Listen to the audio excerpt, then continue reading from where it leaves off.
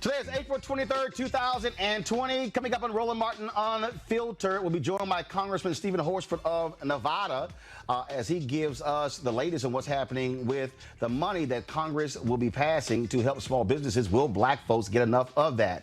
What the hell is going on in China attacking Africans over coronavirus? Washington Post editor Karen Attia will join us to talk about what's going on there. Also, folks, we'll talk about the health disparities that go back decades when it comes to the United States. Also on today's show, Senator Mitch McConnell, he pretty much saying the hell with these states, especially blue states.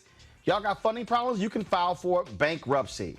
Folks, got a jam-packed show for you. In addition to that, the second hour, Black Women's Roundtable are going to have a 90-minute discussion of the power of black women, the vote, and the election. You don't want to miss that. A phenomenal lineup of guests. All of that coming up right now. It's time to bring the funk on Roland Martin Unfiltered. Let's go. He's got it. Whatever the biz, he's on it. Whatever it is, he's got the scoop, the fact, the find. And when it breaks, he's right on time and it's rolling. Best believe he's knowing. Putting it down from sports to news to politics. With entertainment just for kicks, he's rolling. It's on go, roll, y'all. It's Roland Martin, yeah. Rolling with Roland now. He's funk, he's fresh, he's real, the best, you know he's Roland Martin now.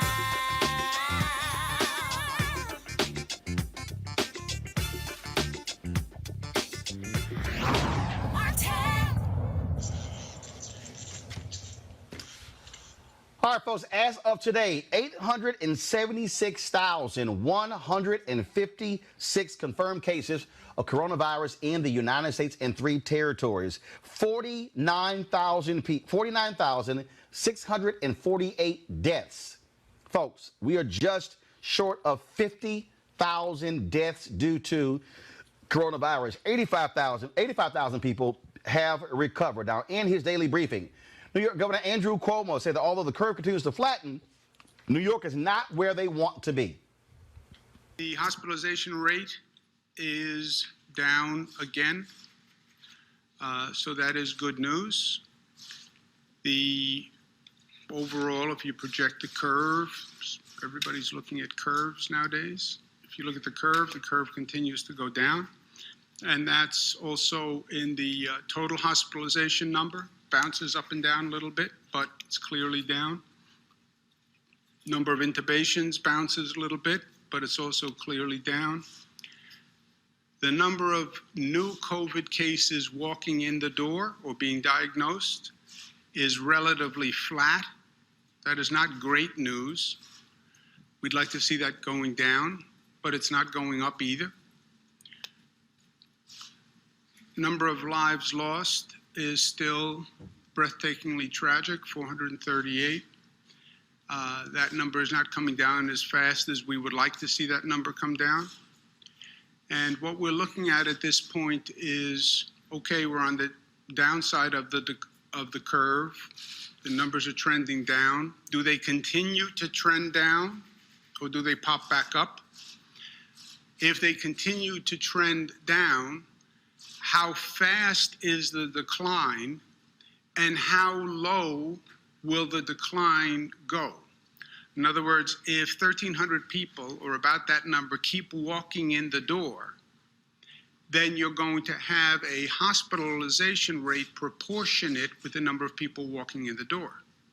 So we want to see the number of people walking in the door reduced, the number of new infections reduced, so we hit a low plateau, if you will. All right, folks, in that same news conference, Governor Andrew Cuomo was livid after he heard the remarks of Senate Majority Leader Mitch McConnell. Mitch McConnell actually said that for these states that are frankly Democratic or blue states with their funding problems, they can just file for bankruptcy. Cuomo was not happy, and he lit into Mitch McConnell. Just go back to my self-proclaimed Grim Reaper, Senator McConnell. for another second. He represents the state of Kentucky, okay? When it comes to fairness, New York State puts much more money into the federal pot than it takes out, okay? At the end of the year, we put in to that federal pot $116 billion more than we take out, okay? His state, the state of Kentucky, takes out $148 billion more than they put in, okay? So he's a federal legislator. He's distributing the federal pot of money. New York puts in more money to the federal pot than it takes out. His state takes out more than it puts in. Senator McConnell, who's getting bailed out here? It's your state that is living on the money that we generate. Your state is getting bailed out, not my state. All right, folks, joining us right now is Congressman Stephen Horsford of Nevada. Congressman, welcome back to Roland Martin Unfiltered. Thank you, Roland, for having me on. Appreciate it. So what do you make of these comments by Senate Majority Leader Mitch McConnell, pretty much saying, you're in a blue state, screw you, file for bankruptcy? The comments by Mitch McConnell are outrageous. They're irresponsible. And as a former state senator myself, I know very well what these budgets mean to the essential services and the essential workers that are funded. Governor Cuomo is absolutely right. In fact, Kentucky is ranked number 27 out of 50 states for the amount of funding that they got for this Paycheck Protection Program. My home state of Nevada is 43rd in the ranking of funding that our small businesses got. So the Senate Majority Leader is fine when it's money for his state. He falls over himself to help those special interests, but he's not willing to help the first responders, the heroes who are literally on the front lines providing essential services to each one of our constituents. We're in a pandemic, and that requires us to work together with our partners at the state and local level to make sure that our constituents are healthy and well and get the economic relief that they need right now. Continue to characterize this virus. So troubling by this, what's so troubling by when you look at these comments from McConnell, as Cuomo said, wait a minute, states like New York and New Jersey and others, they are sending money. The scientists, not only in S&T and the NBAC, they're actually, but to the larger scientific and R&D community. They're actually sending money back to the federal government.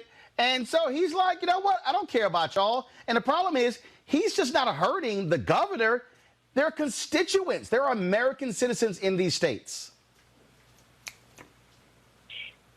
They are not just the American people, the families, businesses, workers who are being affected. It's just irresponsible. And look, if Senate Majority Leader Mitch McConnell doesn't want to lead, then my message is get out of the way and let us do our job. The House voted today to provide $484 billion of funding. Had it not been for the House Democrats and Mitch McConnell had gotten his way, they would have only provided additional money to small businesses. And look, they needed money to businesses, but we also need money for hospitals. We also were able to secure $25 billion for testing. There's one city in my district, Roland, that 66% of the deaths in this city in North Las Vegas are African Americans who died from COVID-19. That's 3 times the percentage of the population. So I need these resources. I need them in my cities. I need them throughout every part of my state. And I'm working hard to make sure that we get that funding. So I'm calling on legislative leaders. I don't even think we should go home. I think Congress needs to stay in session. We need to pass the next round of funding. Mitch McConnell, either get on board or get out of the way. Let's talk about money for small businesses. And we just found today that Ruth Chris Steakhouse, they're sending the money back that they receive from this. That's a huge deal there, because what we have discovered is that a lot of small businesses did not get the money they should have been getting. Also, you've got this company out of Texas, a Trump donor, who hires lobbyists. He ends up getting $53 million for his hotel business. Guess what? I know most black businesses can't run out and hire 2 lobbying firms to make sure they get the most money from any other small business as a result of that money. What is Congress doing to ensure there's fairness in this system? Well, it's a great question, Roland, and it's one that a number of our businesses, black-owned, women-owned businesses, have asked that very question. I want to commend Chairwoman Maxine Waters, the Congressional Black Caucus, for fighting hard. We were actually able to carve out $60 billion of new funding that will be dedicated to community development finance institutions that work primarily with black-owned, minority-owned businesses, women-owned businesses. We also were able to get $30 billion carved out for community banks and credit unions, so that what we were hearing, and I heard directly from the business owners in my district, was they weren't being treated fairly by the big banks. In fact, one of the banks said you already had to have a loan with them in order to even apply for PPP, even though that was not one of the requirements in the legislation that we passed. So now this new funding, and that's what I'm talking about. That's what I'm talking about right there. Banks creating their own systems that block people out. So they're really helping businesses that already have small business loans with them. So Congress sets the rules, but the banks create their own rules? And they charge fees for these loans. I read a report that said that banks were going to make up to $10 billion in fees for administering the loans. Look, I don't have any problem with them making some portion of money for helping to get this money out. But the fact that they were creaming with certain businesses being eligible and leaving out the hardest hurt businesses and those that needed it the most, we take objection with. And that is why we call for congressional oversight. The fact that somebody can hire a lobbyist so that the president's friends can get somehow better treatment. The fact that Mitch McConnell's state is getting more money than states like Nevada, we have an issue with that. I have small businesses that are being denied the ability to even apply for the funding because a portion of their revenue comes from gaming. We've been calling on the Trump administration to overrule that guidance so that these businesses have an equal shot and aren't being discriminated against, so that they can get this funding as well. So you're right. These are the issues that we've been hearing from our business owners, black business owners, women business owners, who are really the engines of our economy. And we have to make sure that a greater share of this funding gets to them with the second round of funding that we approved today. All right. So the money today, what's the oversight? That's the key. Because as long as these banks can do what the hell they want to do, and then it's after the fact, well, it doesn't matter, because if all the money is gone for the second time after the fact, it doesn't matter. So we approved a congressional oversight today of the PPP program. And as you know, Whip Jim Clyburn is also overseeing a coronavirus committee as well, based on all of the funds, not just this program, but all of the response funds. But specifically, the legislation today that we voted for requires the SBA and Treasury to report on the number of minority, women, veteran-owned businesses by size, by type of business, by region. We got a report last week from the SBA, but it did not include demographic data. It only said the size of the business, not if it was black-owned. So now with this new language in this bill, the SBA will be required to report out on that information, and we will hold them accountable to how equitable those funds are actually dispersed. All right, Congressman Steve Horsford of Nevada. We certainly appreciate it, sir. Thank you so very much. Thank you, Roland. Have a good day. Stay safe. All right, then. Now, folks, I want to bring in my panel. Joining me right now is Dr. Greg Carr, his chair, Department of Afro-American Studies, Howard University, Reese Colbert, Black Women Views, also Erica Savage Wilson, of course, with Savage Podcast. All right, I just got to go right there. Greg, this is what we are seeing right now. We are seeing, first of all, I want to deal with Mitch McConnell first. We're going to come back to the small business situation. What Mitch McConnell is doing is exactly what Republicans did when they passed that tax cut. It was designed to take money from blue states to say, screw you, and we're going to send it to red states. The reason so many Republicans in California lost is because of the money that was stripped from Californians as a result. This is what I keep trying to explain to people. The evil nature of Republicans in leadership. They don't give a damn. It's an election year, and Mitch McConnell's going to do whatever he can to screw states that do not support Donald Trump. Yes, he is. And fortunately, the Crypt Keeper is going to screw himself. The interview he gave with his fellow Crypt Keeper, Hugh Hewitt, where he talked about these states as states that needed their pension funds bailed out, was a direct shot against organized labor. We see in Wisconsin that this same hillbilly horde is getting ready to show up at the State House tomorrow in Wisconsin.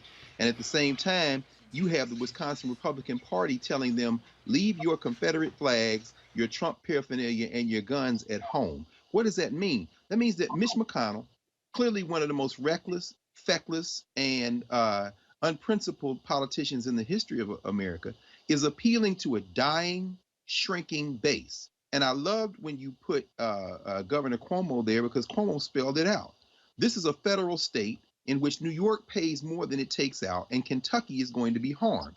Finally, I'll say this very quickly. In that same state of Wisconsin, where Hugh Hewitt has set up his little Crypt Keeper base for a number of years, and he was the one who interviewed McConnell on this, you've got polling data that shows that in this recent election that the Republicans thought they were going to hurt the Democrats in, people in counties in Wisconsin who have higher rates of COVID-19 infection, even conservatives, were more likely to vote for the progressive candidates in this previous election. What Mitch McConnell is doing is ensuring he's going to go into political crypt sooner rather than later, because his base may just desert him as they begin dying.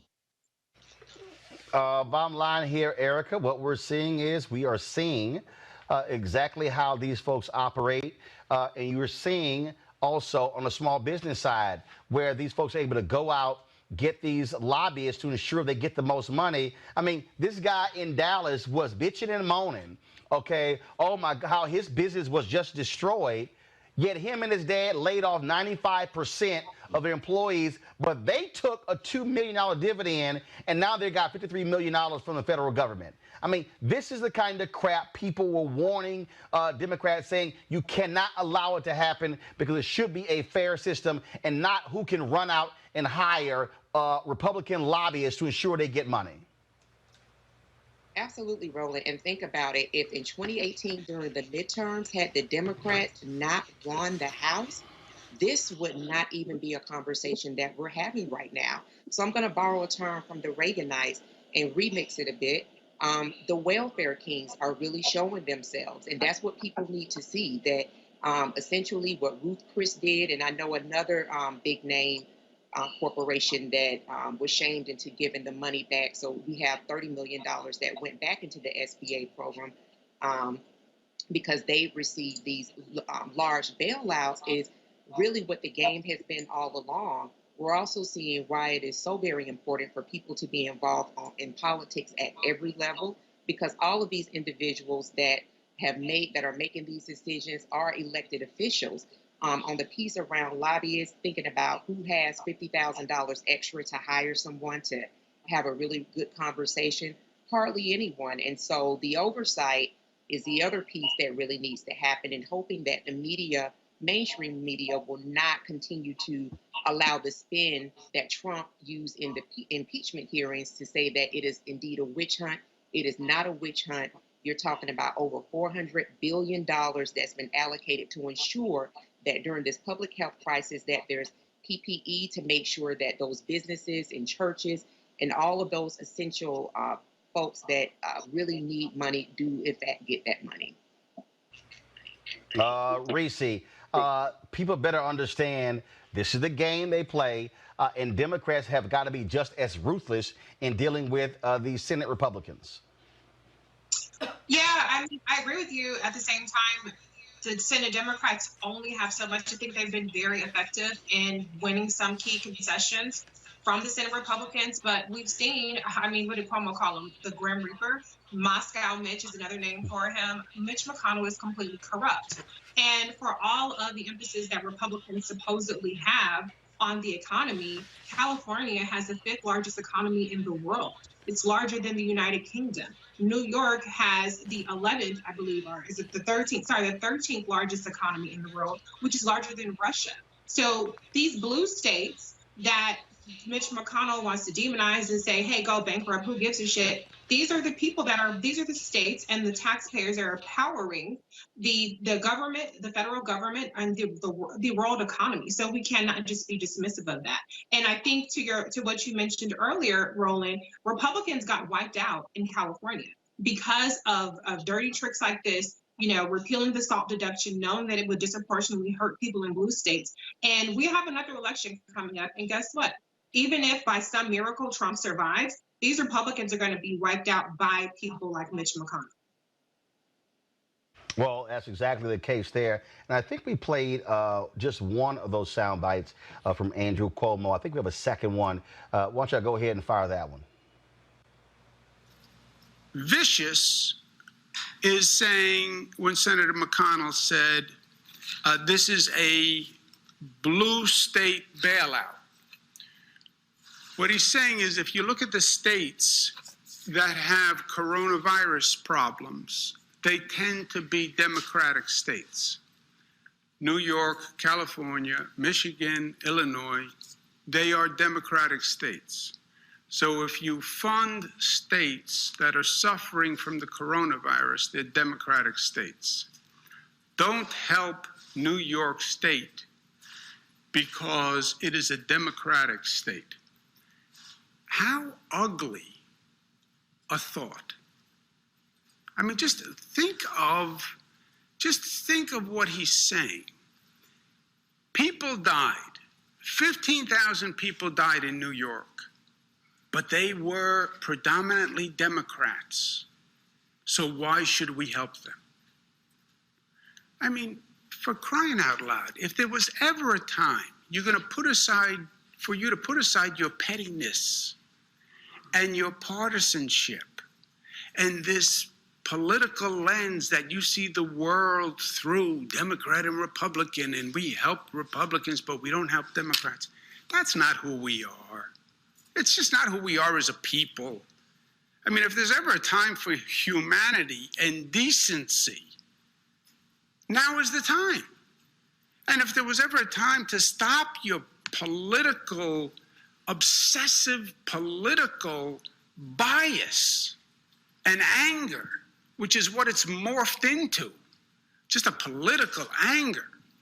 Now is the time. And you want to politically divide this nation now with all that's going on? How irresponsible and how reckless. I'm the governor of all New Yorkers, Democrat, Republican, Independent. I don't even care what your political party is. I represent you. And we are all there to support each other. This is not the time or the place or the situation to start your divisive politics. It is just not. And that's why, look, our rule has been very simple from day one. There is no red and blue. There should have never been a red and blue when it comes to any important issue. But certainly not now. Again, I mean, what you're seeing here, what we're seeing here, point blank, Greg, is the kind of hardcore cold politics.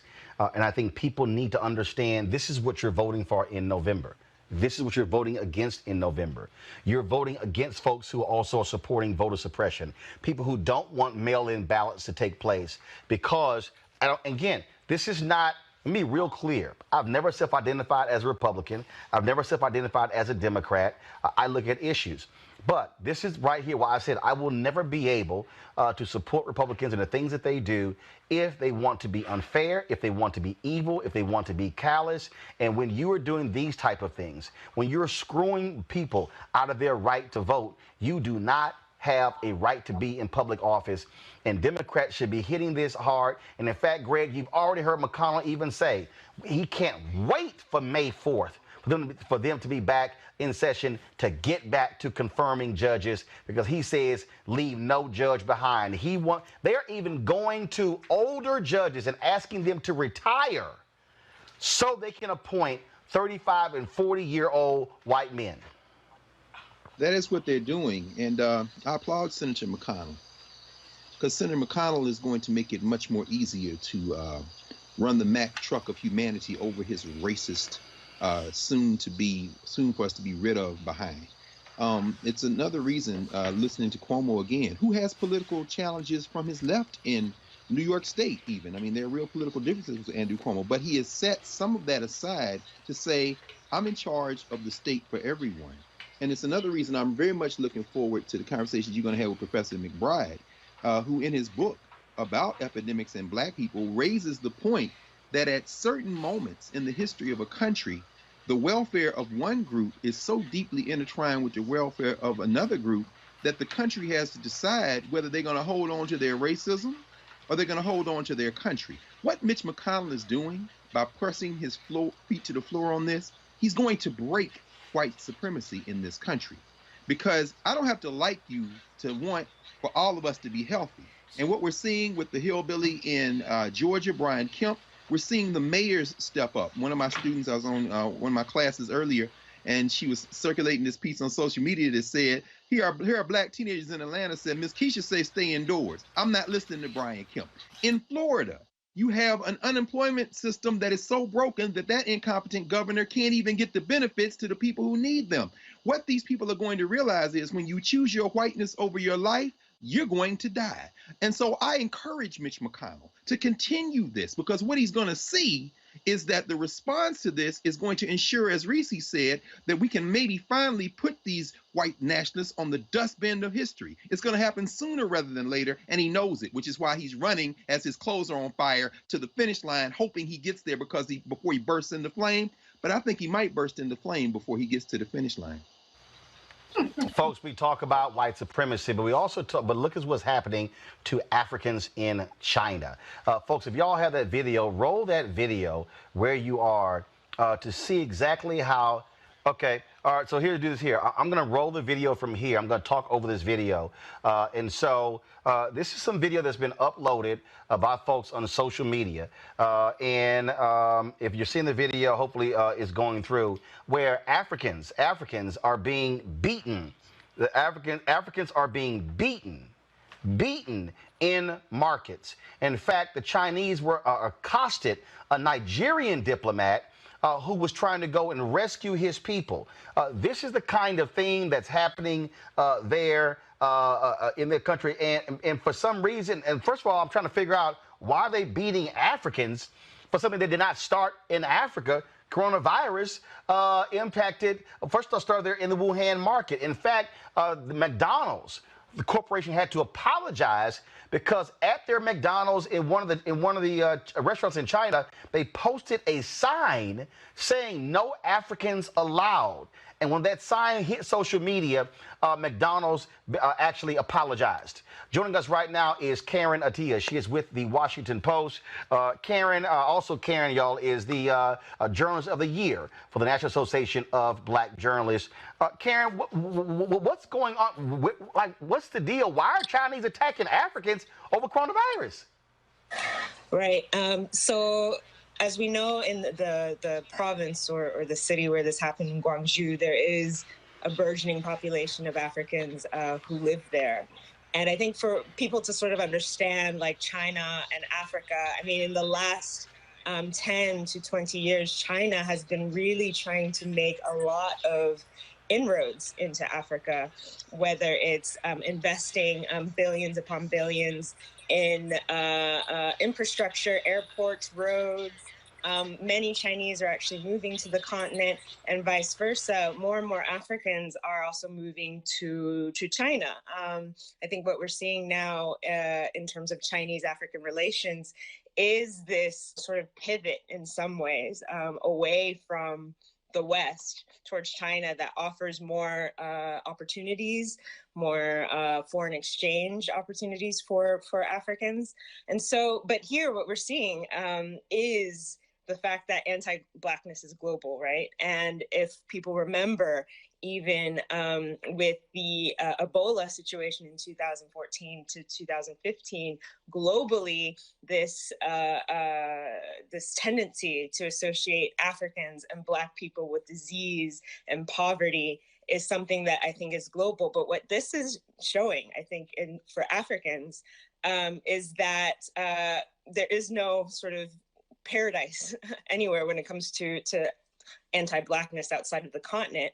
And it's shocking in the sense that, just like you said, Roland, this did not start in Africa. If anything, foreigners were the ones that brought it to Africa. My father actually just returned from Ghana, and there, many people are suspicious of foreigners, are suspicious of white and Chinese. Africans, so far, despite the doom and gloom predictions, have actually done a better job in containing the virus, more so than the Western and Asian counterparts. So it really is just pure, unadulterated racism and scapegoating, and it's really harmed China's reputation in the continent now. As you said, politicians calling ambassadors from China to question them over this. One politician in one African country said, well, we should expel Chinese from there.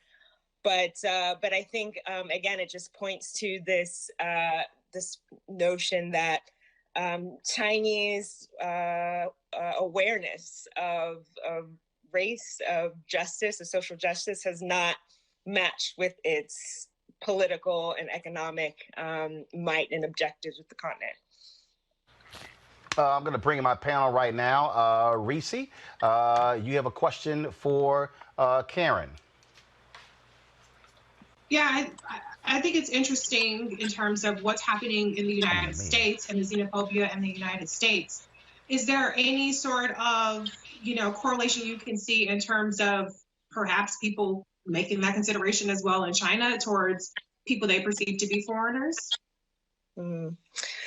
What's intriguing, I just read an article about how, as we know, China's internet and social media networks are heavily censored, and that sort of outward xenophobia and racism is actually not policed very well at all on some of those networks like Weibo. And so this sense that I think for a long time, you'll hear stories of Africans who have had a lot of problems in China when it comes to the awareness or sensitivities to Black people, basically. There was not too long ago, a few years ago, the ad that ran in China for a soap company that had a Black person in the opening scenes, and the Black person uses the soap and then comes out as a white Chinese person. And it was only after international global outcry that the ad was pulled. The awareness, the sensitivity is just not there yet. And perhaps, this outrage, this episode will perhaps lead to a situation where China knows that if it wants to do business with Africa, if it wants to protect its international image, it needs to do better. Greg. Yes, it's really an honor. I'm glad to be here with you, Karen. Let me ask you a question about the long-range future of the continent. And I know you, of course, your folks Ghanaian, I'm assuming by Atta. We know the relationship between China and Africa has always been complicated. Ghana, for example, I think the Chinese built the University of Ghana, Legon. When Nkrumah was there and going forward. But I was very encouraged to hear you say that this attitude toward China may be shifting a little bit as China has basically moved into Africa wholesale. Do you see perhaps this moment finally breaking the log jam where continental Africans may not only look at China differently, but act a little differently as China has its designs to basically, in some ways, recolonize the continent? That's a really, really interesting question. I mean, a lot of people are beginning to look at this issue, and I think Howard French has written an excellent book called China's Second Continent on this very issue. The last travels that I had in Ghana and Nigeria was this sense that, hey, look, like, all right, the Chinese, maybe they're not as warm and friendly, but what they're doing is they're bringing us roads that our governments couldn't do. They're bringing us airports. In fact, the last time I was in my grandmother's house in Ghana, I saw textbooks in Chinese. And wow. So I think that we're seeing this shift, and particularly as the West, as America, as Europe begin to turn inwards, at least at the governmental level, there are other options. As far as like how people look at the continent, you see a lot of cheap Chinese imports flooding markets. Particularly, I'm thinking of the textile market, Chinese counterfeit drugs that are unregulated, that are harming people in Africa. And there's this sense that there is an unwillingness or inability of governments to be able to regulate these products, these cheap and sometimes inferior and harmful products coming from China that are harming people. So I hope, that this really, not just for China, but I think for African governments, and obviously each government is different in how they deal with China, but that there's an increased realization that African governments need to rely on themselves, right? And to rely on homegrown African solutions for African problems type of approach, right? Because at the end of the day, China is going to look out for China. Chinese people are going to look out for the Chinese. Africa needs to think about its own long-term future. Let's see here. Reese. Or is it Erica? Who's already? I think Reese already asked, right? Yeah, I did. So I'm going to go to Erica. Erica, go ahead. Sorry. Hi, Karen. The last time I was in Ghana, I was amazed when I went to the township of Pone and saw how the Chinese had pretty much taken over the oil fields. So in thinking about and seeing that and thinking about African-American businesses that have been impacted as well by a lot of what's happening by way of being evicted, not having business done because of this pandemic, are you seeing how different maybe African-American business leaders are responding to a lot of what's happening, and are they lifting their voices? Right. I think, and in fact, Roland, I know you went to the Year of Return last year in Ghana. I think one thing, I mean, with the coronavirus pandemic, that is a big shame, actually, is that for African Americans, those in the diaspora, tourism and investment was starting to become more and more of a priority for governments, particularly in Ghana and Nigeria. So I think that in some ways the crisis could present an opportunity. But right now, the way that African leaders, but the main challenge, I mean, not just public health challenge, that is massive, but the main sort of economic challenge that African governments are going to be concerned about is actually debt relief. And from China, from the West, and a number of governments are looking to try to get their debts from the IMF and the World Bank possibly forgiven. But I do think that this is an opportunity for particularly anybody who cares about the continent. There are so many brands and so many entrepreneurs on the continent that are beginning to flourish. And if we can't forget that many economies on the African continent are some of the fastest growing economies in the world, actually. So I think there is an opportunity for more conscious investment, buying. A lot of these retailers, I'm thinking of several in Ghana that are online. And I think you know, the main priority right now is obviously for these governments to keep people safe, because we know that the healthcare systems would not be able to handle a full outbreak of the pandemic. But I would encourage people to look at women-led businesses, partnerships, collectives to help them survive, because they're going to be hit extremely hard. All right, Karen Attia. She's the Global Opinions Editor, The Washington Post, and the 2019 Journalist of the Year for the National Association of Black Journalists. Karen, thanks a lot. Thank you, Roland. All right, folks. I was sitting here. I was texting while Karen was talking. Dr. Ebony Hilton. She posted on Twitter that she was just hot with the lies taking place at this White House news conference right now. We're going to have her on tomorrow. But what's so crazy, apparently this idiot Donald Trump has been said something to the effect that allowing the sunlight into your body, y'all, let me just read it. Y'all, Abby Phillips tweeted, "Wow, Trump just suggested getting rid of coronavirus by bringing light inside the body, either through the skin or in some other way, or using disinfectant. Is there a way you can do something like that by injection or some other way?" Dr. Birx then comes up and says that sunlight as a treatment for coronavirus, not as a treatment. Y'all, do y'all want to know why we don't take this idiot live? Is because of that. This is precisely why this man is so stupid. He says dumb stuff like that. In fact, Dr. Birx is actually at the podium right now. I'm going to go to her live real quick. We're going to get our next guest ready. But she's probably trying to refute some stupid stuff. Well, actually, so she's already actually stopped talking, and I don't take this idiot live. In fact, no, just go to the idiot. Go to the idiot. Looking forward to November, the election. Given the risk that the flu and the coronavirus come back, there could be a problem. Do you think there is a risk that there'll be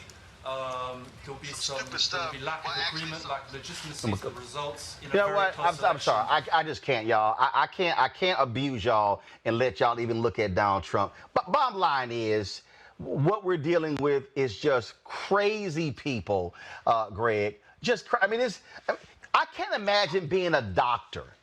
I can't imagine being a doctor and you have to stand up there with somebody who just makes stuff up. Just make stuff up. And you got to sit there and go, okay, I can't embarrass this fool, so how can I go up and now respond after this? Well, I think clearly, whether it be Fauci, any of the doctors, they've made a choice.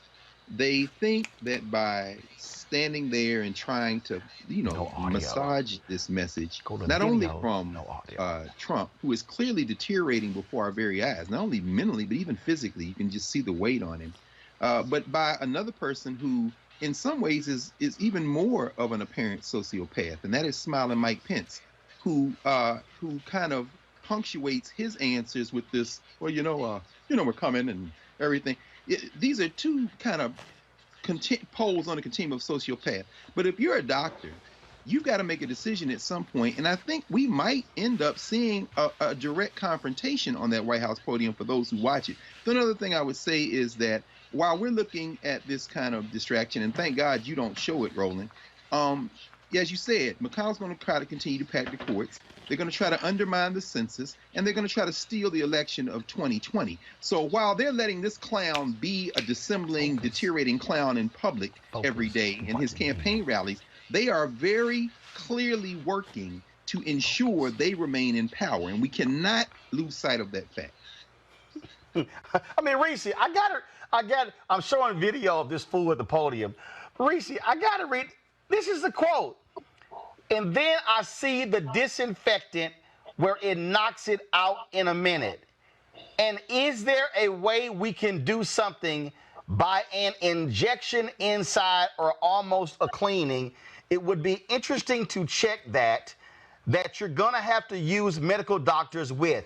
Preacher, this fool is saying, could we inject disinfectant inside of humans to stop coronavirus? Damn.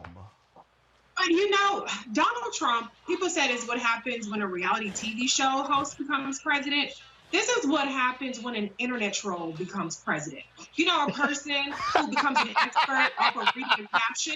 I mean, I saw I'm in that. You know how when you're talking to a troll, you have to try to trace back to where did this kind of originate. And I did see a story that talked about how sunlight is it does kill coronavirus faster if you're in bright sunlight, but that was no way suggesting that sunlight itself is a treatment. There's a difference between a treatment for coronavirus and saying that coronavirus lasts so long under these conditions. And so that's what Donald Trump does. He's an internet troll. He probably actually does get his information. We know he gets it from Fox News, but he also probably is surfing the internet, you know, all these crazy people on Breitbart or whatever else, and picking up whatever kind of conspiracy theories. He's the meme retweeter. He's a conspiracy theorist. He's completely unintelligent. He's belligerent. He's ignorant. He's a buffoon, and he's going to get people killed. Listen, the beaches are reopening in some places. I'm telling you, and this is primarily the white folks, because I think black folks have gotten the message. We have our little secret code on Twitter with the whole G, you know, all that kind of stuff. Don't go out there suntanning and get skin cancer trying to beat coronavirus by burning off your skin, because it's not going to work, no matter what Donald Trump says. Bob, you would be an absolute fool, Erica, to listen to this idiot as he is talking about, disinfectant. Could we somehow inject that into the body of humans? He said the doctors may want to look into that. To me, I'm just waiting, as Greg said a confrontation. I'm just waiting for one of these people to just say, you know what? I gotta cuss this fool out. I'm thinking about that scene when Theo was talking to Cliff Huxtable, you know, that famous scene, and Cliff was like, "That's the dumbest idea I ever heard in my life." I'm waiting for that moment to happen in one of these news conferences, Erica. Yeah, and I'm not holding my breath. And honestly, I'm going to continue to say that the thief comes to kill, steal, and destroy. And I think that for all of us that have lost people very close to us, I'm thinking about my friend, my dear sister, Femi Anderson.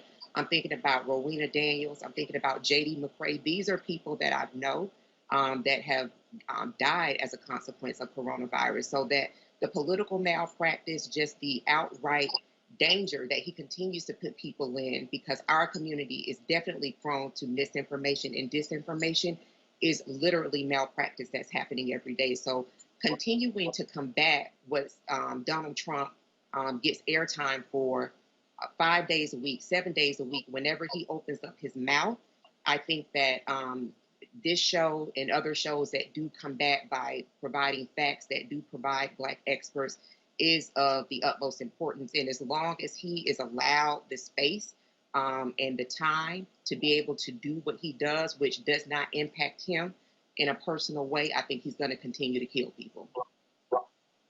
Right now, I want to bring up our next guest because we talk about this whole issue of pandemics. Trust me, in disparities, this goes back a very long time. The book, it's a groundbreaking book published in 1991 by my next guest. Looks at the health disparities from the 1900s to present day. The book is From TB to AIDS: Epidemics Among Urban and Black Since 1900. David McBride is the author. He's the professor of African American Studies and African American History at Penn State University. David, glad to have you on Roland Martin Unfiltered. For all these people out here who are going, "Oh my God, this is a surprise, this is shock," the thing that you are saying point blank is that this is not a shock. This is not something that has happened for the first time. We have seen these health disparities play out for a long period of time, affecting African Americans. Absolutely right, Roland. And thank you for having me. Can you hear me well? Yep, we got you just fine. Okay. Well, yeah, the disparities in Black communities go back to the post-emancipation period. I mean, in the early 1900s, tuberculosis was so widespread throughout the nation and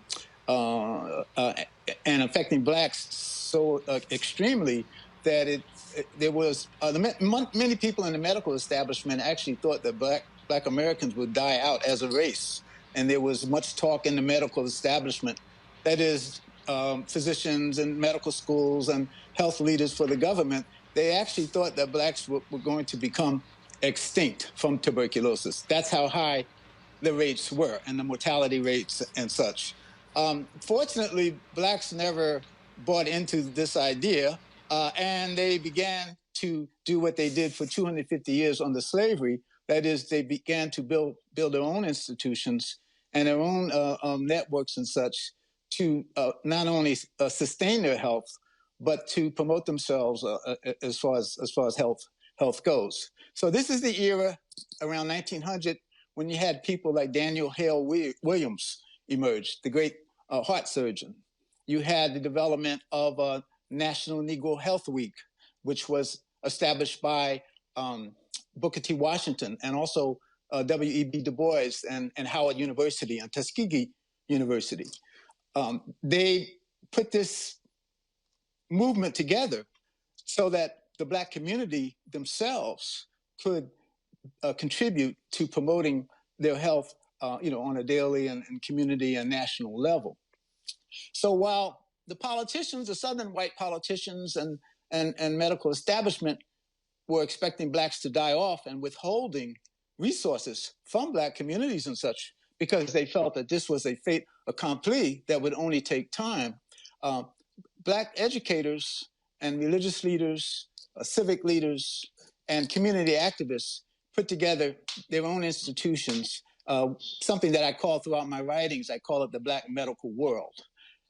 Black medical schools, Black nursing schools, many of them attached to the historic Black colleges. They came to the fore, and by World War II, we had about 200 Black hospitals in the country. So what this did was many of the Black medical professionals and educators and such, they basically laughed at this idea that blacks were going to just die out and that they had certain biological tendencies to be weak in the face of health crises and epidemics like tuberculosis. We go into another stage of Black self-help in the health area during and after World War II. We see many of the Black medical associations, nursing associations and such, try to keep up with the national modernization of hospitals and such that was occurring around the country. And we see a political movement come out of the ranks of Black health promoters, be they in the political sphere or be they in community institutions or religious institutions and such. They all began to say, look, our hospitals are tiny. They can't keep up with these big growth of modern hospitals. So what we need to do is we need to get inside and integrate America's hospital structures. So we see in the 50s, alongside Brown versus Board of Education in the educational sphere, we see movements among Black doctors, among the Black civil rights organizations and such. We see them pushing to break down the barriers against Black patients and Black medical providers on the part of federally funded and federally supported and federally licensed hospitals. So the Inhotep movement develops in the late 1950s, led by Black physicians. They put a challenge to the American Hospital Association, the AMA, and basically they said, listen, we fought World War II, we fought Korea. Now we need to fight segregation here with regard to discrimination in hospitals. David, I have questions. I have questions from three of my panelists. I want to first start with Greg Carr, then I'm going to go to Erica, then I'm going to go to Reese. Greg Carr, Sure. What's your question for David McBride? It's very quickly. Thank you, Professor McBride, and only on Roland Martin Unfiltered. Look, if we were not quarantined, I'd get you to sign my copy of your book, brother. You see, I got it right here. But okay. my question, really has to do with, given the fact that, and I haven't seen you on any other media outlet, that you really have studied how epidemics have affected the Black community since, as you say, the mid-19th century to now. What do you see as the future of Black institutions intervening as they've done in the past? I'm thinking about Meharry and Howard, Morehouse School of Medicine. What can Black institutions, what do you think Black institutions should be doing at this point in this moment of coronavirus to kind of work together and work with public health officials, civic leaders to kind of really help us combat this issue? Well, you raise a great question, and you can get a lot of leads and tips by looking at what the Black institutions did during the HIV epidemic. In the early 1980s, the federal government was slow. The disease was heavily stigmatized. Blacks were among groups that were considered, the most marginal in American society. That is your gays and your IV drug users and such. All of these folk were lumped together and ignored. And what many of the Black institutions did was they just ran around, did an end run and began to develop their own community activism. We see, for example, in New York City in the late 1980s, the Black churches got together and formed a Black coalition, Black church coalition, involving over 700 Black churches. And what they did, they became an arm for information dissemination. Black colleges had conferences and such relating to the growing AIDS crisis. So whereas Blacks were ringing a national alarm about AIDS, a lot of the federal healthcare providers and big academic centers and such did not see it as a problem. So Black institutions are pivotal. And that's kind of where I was going with my initial lead-in, at the top of my talk, is that no reduction of health disparities, historic health disparities that Blacks experience can occur without Blacks taking the lead in many different sectors. Black medical leadership, Black religious leadership, Black educational leadership, all of these institutions that are in and have hands on our Black neighborhoods and youth and such, they have to mobilize to the best of their capacity and show up at the table. Roland had a great guest a week or so ago. I think his name was Bryant. His last name was Jonathan Bryant. But he was talking about John Hope Bryant. Yes, sir. And he was talking about, we have to have a double consciousness. On one hand, we have to be able to mobilize our core institutions, which we can do, and they're always there for us.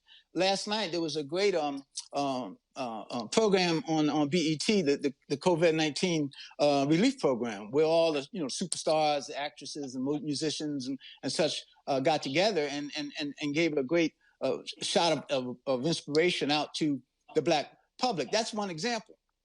And getting back to the some other strategies, we definitely need Black political activists, just as Roland, your prior guest, Roland, Steve Horsford.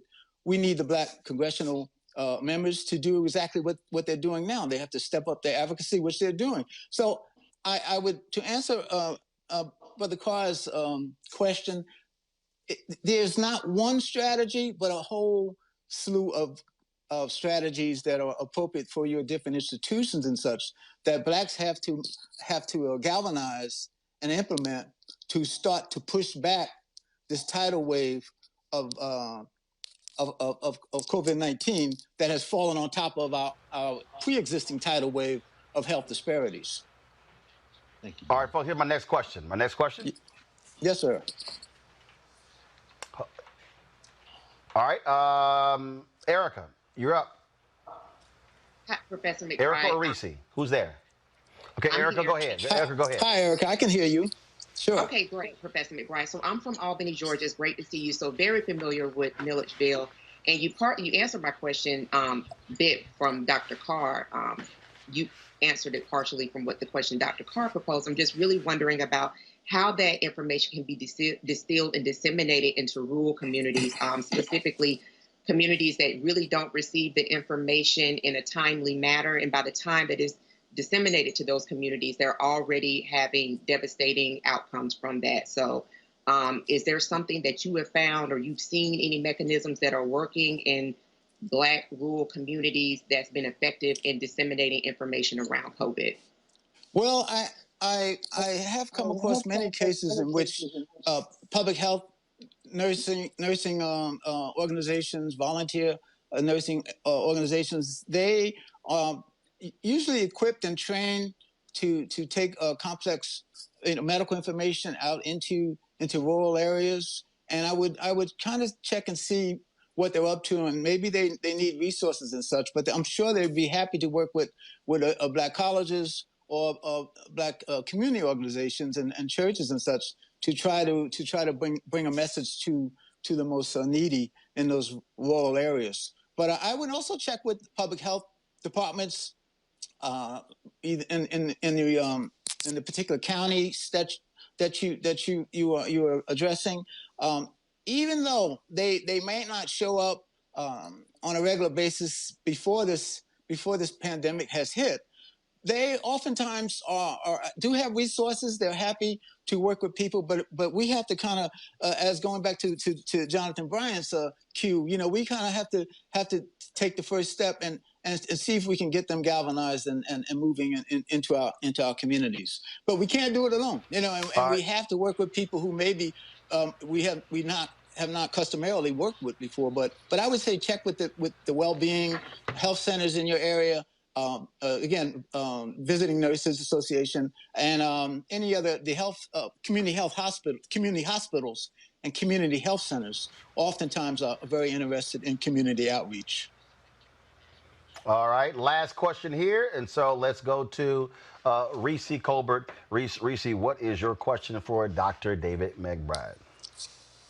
Hi, Dr. McBride. My question for you is, how concerned are you with the misinformation, disinformation that targets our community? Erica touched on this a little bit earlier. I've seen kind of different conspiracies bandied about, like Bill Gates is funding a vaccine, and so it's going to be some sort of world takeover. And I've actually run across people that I consider to be intelligent Black people that are saying things like, I'm not going to take a vaccine when it comes out. So what can we do to combat, or what kind of message can you send to Black people who are concerned or who have a mistrust for potential medical treatments in the form of a vaccine or anything else that will come out of this pandemic?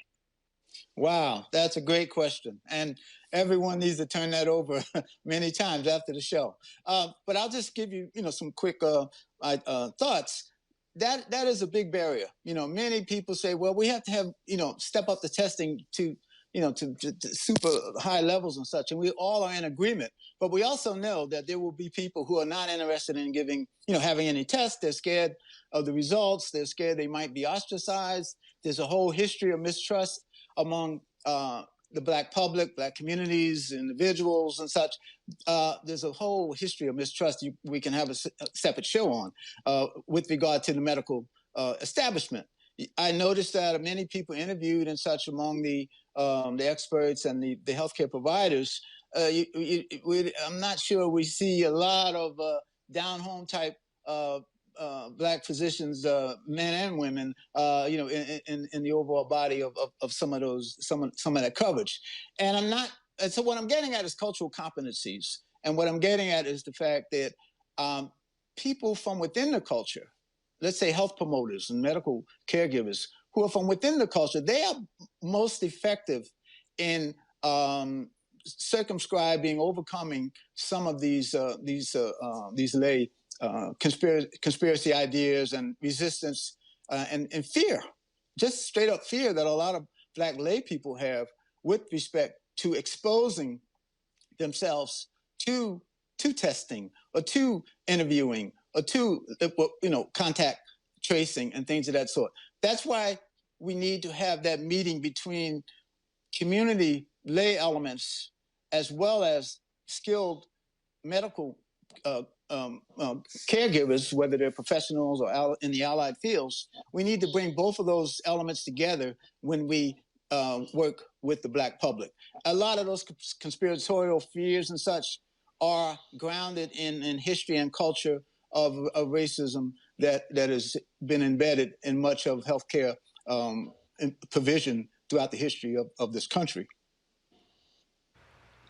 All right. Folks, the book is called, I want to get it right, From TB to AIDS, Epidemics Among Urban Blacks Since 1900. David Hey, McBride is Roland. the author. He is the yes, Roland, may I make one quick comment? I have a new book. real quick. It's called Caring for Equality. Caring for Equality just came out. If you go to Penn State University African American Studies webpage, you'll get information on how to contact me. But the new book, Caring for Equality, it includes a lot that ideas and such that you'll find in From TB to AIDS. Thanks so much, Roland. Okay. I appreciate it, sir. Thank you so very much. Right, folks. You take care. Thank you very much, folks. Coming up, and we're going to have something great coming up in just a moment, and that is the Black Women's Roundtable. It's going to be having their Power Table Talk series. Melanie Campbell, she is the president and CEO of National Coalition of Black Civic Participation. She is the convener of the Black Women's Roundtable. She is going to be joined by Karen Finney, Amy Allison, founder and president of She the People, Cleola Brown, president of the A. Philip Randolph Institute, Latasha Brown, co-founder Black Voters Matter, Glenda Carr, co-founder and president, CEO of Higher Heights for America, Bishop Leah Daltrey, she is the author and co-convener of Power Rising, Dr. Avis Jones DeWeaver, author and founder of Exceptional Leadership Institute for Women, and Mignon Moore, author and co-convener of Power Rising. So they're going to be coming up in just a second for an amazing conversation. But what I did want to do this here, I told you, for the folks who join our Bring the Funk fan club, the folks who came in at $50 or more, we certainly appreciate that. We have been, it has been amazing seeing the response of folks supporting the show. I told you this week, those folks who gave at those levels, we're going to get a personal shout out on the show. Here we go. Aaron Brown, Almeda Graham, Andrea Cooper, Andrea Griffin, Bernard McIver, B-Mac Productions, Busy as a B Productions, Byron Greenwich, Caffey's Avon Corner, Candace Hill, Charlene Pitchford, Consuelo Cooks, Darius Simmons, David Coleman, David L. Brown Jr., Dexter Mucko, Diane Luther, Danella Houston, Ellis Lopez Travel Partners LLC, Gentle B Star LLC, Jermaine Wells, Jason Johnson, John Colburn, Julian Wilson, Kristen Graves, Lloyd Kirkendall, Lori Saunders, Lorraine Sweet, Maurice Patton, Maxine Chin, On Deck Printing, Pamela Whitfield, Paula Goddard, Renetta English, Robert Mariner, Rodney Bradley, Rosalind Wilson, Selena Tamu, Sherry Lynn Pringle, Sharon Rutherford, Sherman Wright, Sherry Ford, Sherilyn Parham, Steve Rogers, Tanya Whitley, Tracy Caraway, Vicky Wynn, and Vivian Burns. And so I certainly appreciate all of you. And so the folks, so what we do is the cutoff is 5 p.m. You give after that, then we'll be reading your name out on the show tomorrow. A few people hit me up saying, hey, I gave them, didn't hear my name. And so just send us an email. And now, you know, we're going to double check first. You know, we're going to do that first. That's how we got to do that, Greg Carr.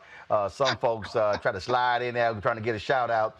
But we certainly appreciate all the folks who support Roland Martin Unfiltered. Thanks for the shortened conversation. Normally we go 2 hours with just our panel, but because of this special we're doing with a Black Women's Roundtable, they are going to now pick it up. Folks, don't go anywhere. Trust me, you don't want to miss the conversation. But again, I want to thank Reese. I want to thank Erica. I want to thank Greg for being on our panel. Thank you so very much. Great conversation there. And y'all, just do me a favor. Do not listen to that idiot Donald Trump. Don't walk around, put some disinfectants in your damn mouth thinking that's going to get rid of coronavirus. That's a doggone shame, the stupidity. But you don't want to miss tomorrow's show. Dr. Erica Hilton, y'all, she is hot. And Greg, she used a phrase, and Reese, she used a phrase, I'm just going to read this one here. She said she was 38 hot. Now, Erica, I didn't know what the hell 38 hot was. She said, that's a country phrase.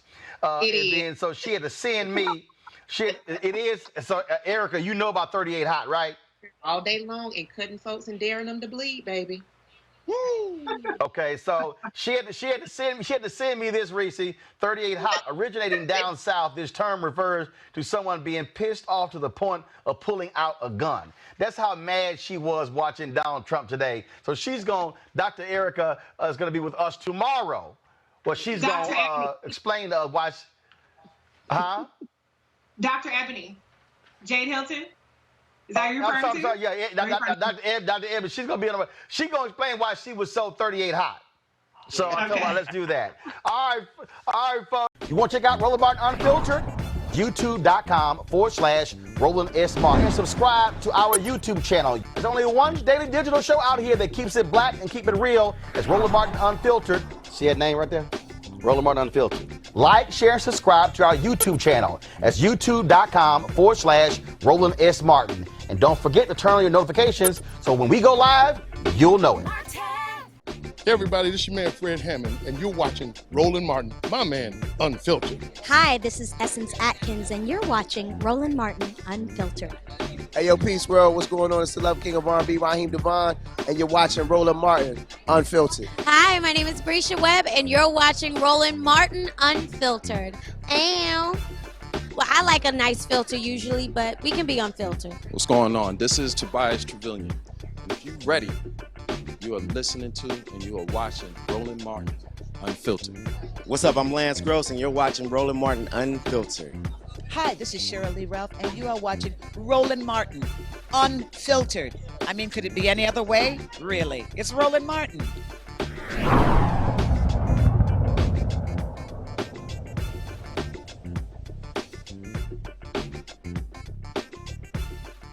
You want to support Roland Martin Unfiltered? Be sure to join our Bring the Funk fan club. Every dollar that you give to us supports our daily digital show. There's only one daily digital show out here that keeps it black and keep it real. As Roland Martin Unfiltered. Support the Roland Martin Unfiltered daily digital show by going to RolandMartinUnfiltered.com. Our goal is to get 20,000 of our fans contributing $50 each for the whole year. You can make this possible. RolandMartinUnfiltered.com. Hey fam, want to check out Roland Martin Unfiltered, the blackest show on all of digital, cable, and broadcast. Check out our audio podcast. There's only one daily digital show out here that keeps it black and keep it real. As Roland Martin Unfiltered. Press play.